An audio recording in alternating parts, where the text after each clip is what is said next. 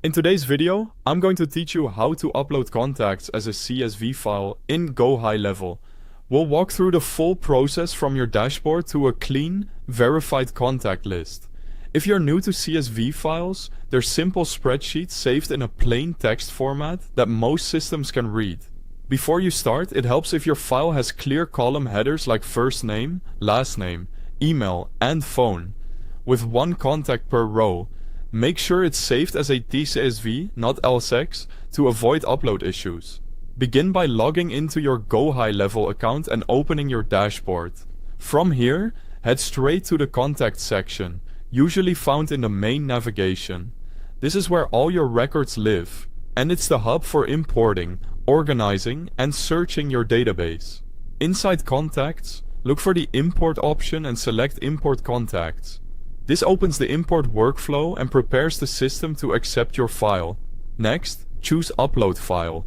Then locate and select your CSV from your computer.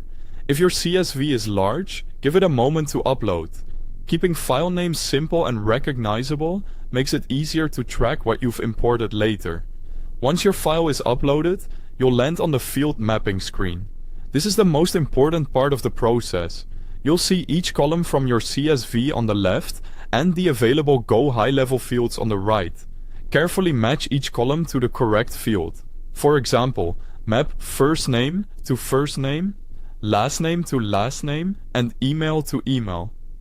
For phone numbers, choose the appropriate phone field and try to keep formats consistent. If you have extra columns like company, title, or notes, map them to the closest matching fields. Accurate mapping ensures your data shows up in the right place for future searches, filters, and automations.